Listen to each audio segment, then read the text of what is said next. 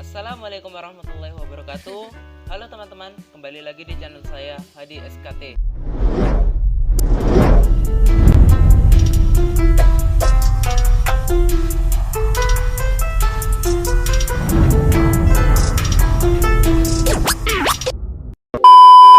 Kalau kemarin kita menjelaskan tentang materi asam dan basa, kali ini kita akan menjelaskan secara singkat tentang materi koloid.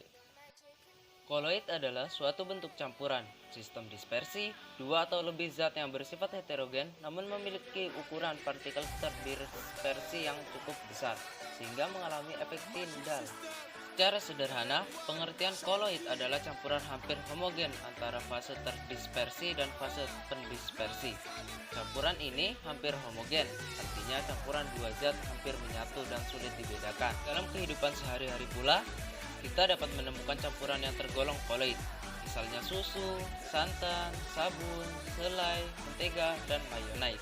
Bahkan di dalam awan juga ditemukan senyawa koloid. Setelah teman-teman mengetahui pengertian koloid, berikut ini terdapat beberapa sifat-sifat koloid.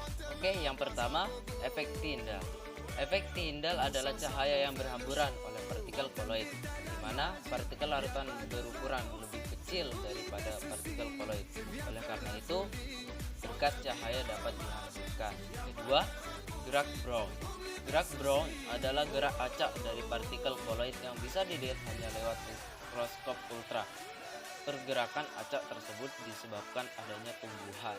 3. Absorpsi adalah proses penyerapan, atau tepatnya penyerapan ion oleh partikel koloid karena ukuran luas partikel koloid yang cukup besar.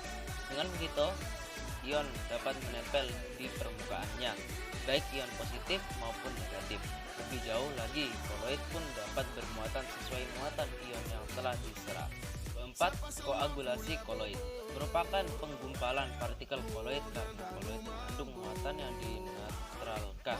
Pada koloid bermuatan sejenis, koloid tidak akan menggumpal karena ion saling tolak-menolak, sedangkan koloid yang muatannya telah dinetralkan tidak lagi tolak-menolak, sehingga koloid bisa berkelompok atau menyatu.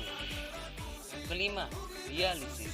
Dialisis adalah pemurnian koloid agar bebas dari ion-ion pengganggu.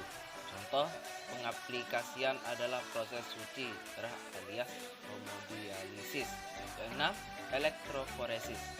Elektroforesis adalah pergerakan partikel koloid di dalam medan listrik karena adanya muatan yang terkandung di dalam partikel koloid tersebut.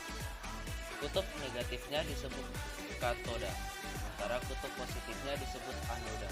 7. Koloid liofil dan liophobe. Sifat ini dapat ditemukan dalam sol yang terbagi jadi dua jenis, liofil dan liophobe. Sol liofil merupakan partikel dengan zat terdispersi yang bisa menarik mediumnya, sehingga ada gaya tarik-menarik antar keduanya. Sedangkan sol liophobe merupakan partikel dengan zat terdispersi yang tidak bisa menarik mediumnya dan cenderung encer. Dan yang terakhir, koloid pelindung. Sol liofil pun dapat digunakan sebagai koloid pelindung dari sol liophobe. Dengan begitu, partikel sol liofil akan menjadi pelindung sol liophobe dari koagulasi. Pada sistem koloid, fase terdispersi dan medium pendispersi dapat berupa zat padat, zat cair, atau gas.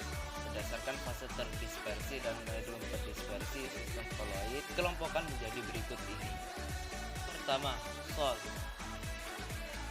Sistem koloid ini terbentuk dari fase terdispersi berupa padatan dan fase pendispersinya berupa cairan. Contohnya sol emas, tinta, dan cat.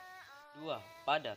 Sistem koloid ini terbentuk dari fase terdispersi berupa padatan dan fase pendispersinya padatan. Contohnya gelas berwarna dan tinta hitam. Emulasi. Sistem koloid ini terbentuk dari fase terdispersinya berupa cairan dan fase pendispersinya cairan. Contohnya susu, santan, dan minyak ikan. Keempat, emulsi padat atau gel. Sistem koloid ini terbentuk dari fase terdispersinya berupa cairan dan fase pendispersinya berupa padatan. Contohnya jelly, mutiara, dan keju. Yang kelima, aerosol padat. Sistem koloid ini terbentuk fase terdispersinya berupa padatan dan fase pendispersinya berupa gas. Contohnya asap dan debu. Yang keenam, aerosol cair. Sistem koloid ini terbentuk dari fase terdispersinya berupa cairan dan fase pendispersinya berupa gas. Contohnya kabut, awan, dan hairspray. Yang ketujuh, buih. Sistem koloid ini terbentuk dari fase terdispersinya berupa gas dan fase pendispersinya berupa cairan.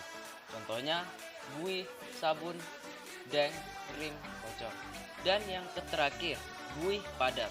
Sistem koloid ini terbentuk dari fase terdispersinya berupa gas dan fase pendispersinya berupa padatan. Contohnya karet busa dan batu apung. Itu saja materi yang bisa saya sampaikan ke teman-teman. Bila ada kekurangan, mohon dimaafkan. Wabillahi taufik wal hidayah. Wassalamualaikum warahmatullahi wabarakatuh.